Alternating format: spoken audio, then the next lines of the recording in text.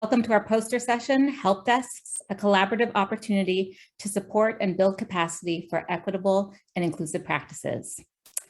Here presenting today, I'm Cassie Martin. I'm joined by Rena Marie Leon Guerrero and Naomi Fair from the University of Washington Herring Center for Inclusive Education. Also with us today are Jessica Bowman and Jennifer Summerness from the TIES Center out of the University of Minnesota. And Jeremy Erickson and Ashlyn Owen Conchigas are not able to join us today, but they are from the Lake Washington School District. We wanted to keep this short today since it is a 10-minute poster session. Hopefully that's what we get, about 10 minutes. So we just wanted to focus today on these objectives. So first, identifying the potential use for and common elements of a help desk. And then learn how specific teams have used the help desk to inform system-wide change and build capacity for inclusive education.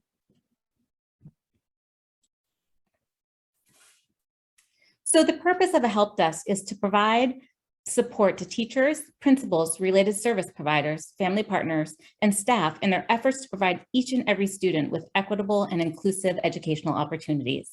The help desk is facilitated by a core team. Facilitating team members can include program specialists, teacher leaders, instructional coaches, and inclusion experts from outside of the school with the intention of building district capacity. The goal of the help desk is to create an ongoing opportunity for educators to share education-related dilemmas they are facing with a larger group of colleagues and receive actionable items they can take away and use in their practices. One of the benefits of a help desk is that it can provide just-in-time feedback, creating a responsive and solution-centered approach to professional learning. Help desks work because they provide the potential for a low-stress, high-impact format for collaboration, improve outcomes for all students. It can provide a systems-wide approach to providing equitable and inclusive opportunities for all students. And help desks are an efficient and responsive way to receive feedback and ideas quickly. They also can build capacity within schools and districts and allow for the use of technology to connect people, again, providing flexibility to professional learning. While each help desk should be designed with a specific school community context in mind, we have found that there are specific common elements across each help desk that we've established to have facilitated their success. For example, having a user-friendly way for educators to participate in a help desk increases the accessibility of the experience, as well as encouraging teachers to seek out the support even when they may have a lot on their plates. We found that maintaining regularly scheduled opportunities for our help desk to be another crucial feature. If staff know when and where to go, they're more likely to see the help desk as a supportive part of their routine and ongoing professional growth. Additionally, we found that an opt-in model is important. Help desks are not evaluative spaces, and teachers benefit from being able to share their concerns, their questions, vulnerabilities, and have room to grow outside of their relationships with administrators, even as positive and generative as those relationships may be. Finally, each of our help desks have benefited from having clear note-taking forms to support ongoing reflection among staff and to support consistent follow-up plans. So we document our discussion as well as tangible next steps and identify what supports teachers might need to take action. Whether that is an email, a phone call, or a coaching cycle, we always aim to link the critical reflection and sharing of skills that takes place within the help desk to action that is both manageable and full of potential.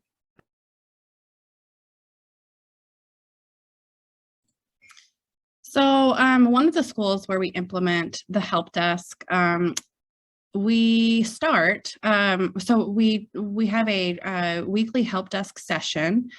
So the format is it's 1 hour and it's broken down into 3 separate help desk sessions that are each 20 minutes.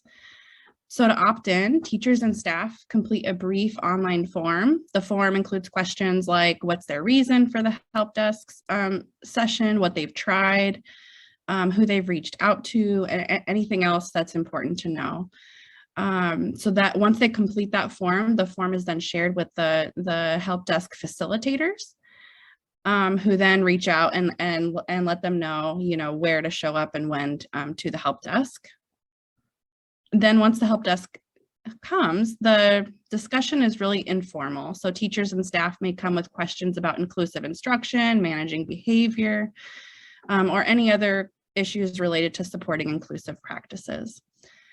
Then during the help desk, questions may be asked to clarify the issue, and action steps might be identified.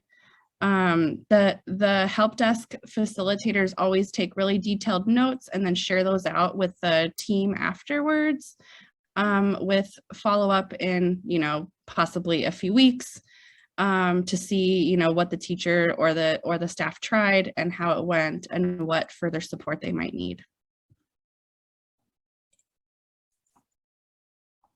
At Twain Elementary, the team of university specialists, Twain administrators, and the inclusion team designed the help desk around a modified version of the School Reform Initiative consultancy protocol, with the aim of supporting the staff to engage in critical reflection and take action towards strengthening their individual and collective practice as inclusive educators. Teachers, teaching partnerships, or teams can sign up for a slot offered every other week to present and receive support with a consultancy need related to inclusive education. The presenters share the context of their consultancy need and a focus question at the beginning of the session. The specialists support the presenters to frame their consultancy need around their own practice, assumptions, and beliefs, rather than focusing on individual student needs or perceived deficits. This is a critical part of the shared learning through this protocol. 3 to 4 teachers and specialists sign up to serve as consultants for the session. The team engages in listening, asks clarifying and probing questions, and offers open suggestions. By having teachers as consultants, not only just the university specialists, they are able to build their own capacity while their colleagues benefit from the shared expertise of the team. The presenters have a chance to reflect on what they've heard and plan initial next steps. A plan for following up with the presenter is made. All members of the staff are invited to listen into the session and contribute questions or suggestions at the end of presenters are open to it. Notes are collected and made available for anyone in the school to use as resources. Within this model, teachers not only leave with suggestions and next steps, but they also gain practice in thinking critically about their own practice and supporting one another to do so as well. We know this can be challenging and vulnerable work, but we work together to create an environment in which teachers feel energized and supported through the process. On the right-hand side of this slide, there's a picture of a comment made by a teacher thanking the group for their wonderful ideas, stating that she is very excited to try some new strategies. She also appreciates the support and the safe space created for teachers to come with real issues.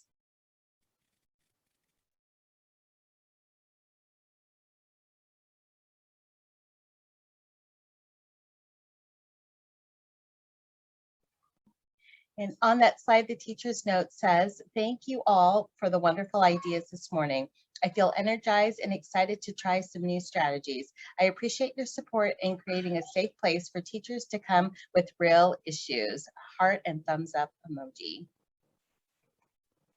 On this side, you'll see a blue circle in the middle that says help desk with 5 circles radiating out to show the positive outcomes from here.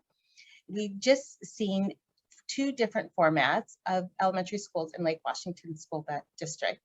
The intent of Help Desk was to create a collaborative format to improve inclusive practices and outcomes for students.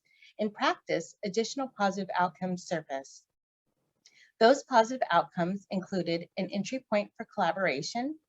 What is learned can be shared with leadership to further understand the needs of their teachers and students, to inform systems-wide changes which positively impact the school's ability to support teachers and students, inform professional development needs, and has the potential to build capacity regarding inclusive practices in schools and districts. When building a help desk, collaborative structures consider the 4 following guiding questions. The first, what expertise already lies within the building? Second, what structures are supporting collaboration and where do we need to grow? Third, what questions do we have related to inclusive education? And fourth, what communication structures do we have and or need? For additional resources, please visit the Inclusionary Practices Project IPP demo sites. Also, the TIE Center, University of Washington Herring Center, and we've also shared a link for the Modified SRI Consultancy Protocol. Thank you.